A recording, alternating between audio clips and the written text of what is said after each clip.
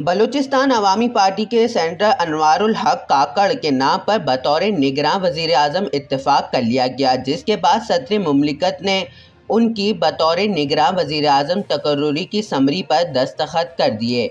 ऐवान सदर के तरफ से जारी होने वाले प्रेस विंग के मुताबिक सदर मुमलिकत आरिफ अलवी ने अनवारुल हक की तैनाती की मंजूरी आइन के आर्टिकल 224(1)A के तहत दी। तर्जुमान वज़ीर आज़म ऑफिस के मुताबिक वज़ीर आज़म शहबाज शरीफ और कायदे हज़्ब इख्तलाफ राजा रियास ने मुश्तरका तौर पर दस्तखत करके एडवाइजरी सदर को भिजवाई थी। घरेलू मुलाजमा रिजवाना तशद्दुद केस में नया मोड़ आ गया। स्पेशल इन्वेस्टिगेशन टीम ने सिविल जज आसिम हफीज को पूछगछ के लिए तलब कर लिया।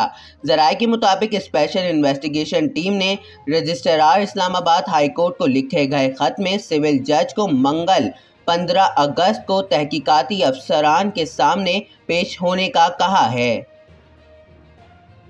सऊदी अरब ने हफ्ते के रोज़ फ़लस्तीनी इलाके के लिए एक गैर मुकीम सफ़ीर नामज़द किया है। गो मकबूजा बैतुल मुक़द्दस यरूशलेम के लिए कौंसल जनरल के तौर पर भी खिदमात अंजाम देंगे। सऊदी अरब के वज़ारत ख़ारजा ने एक बयान में कहा है कि नाइफ अल सुदैरी फ़लस्तीनी इलाके के लिए गैर मुकीम सफ़ीर के तौर पर खिदमात अंजाम देंगे।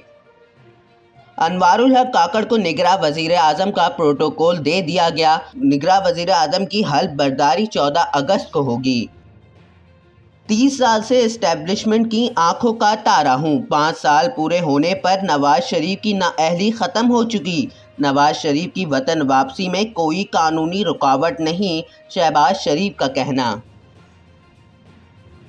मरियम नवाज से चंद हफ्ते कबल सेनेटर अनवारुल हक काकड़ की मुलाकात हुई। साबिक वज़ीर आला बलूचिस्तान जाम कमाल भी शरीक। मुलाकात में सियासी सूरत हाल और बलूचिस्तान की तरक्की पर बातचीत हुई।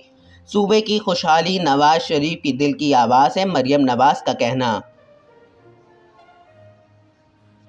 पाकिस्तान की 76वीं सालगिरह में सिर्फ एक रोज़ बाकी। बच्चों में जश्न आज़ादी पूरे जोशो जज्बे से मनाने का अज़म।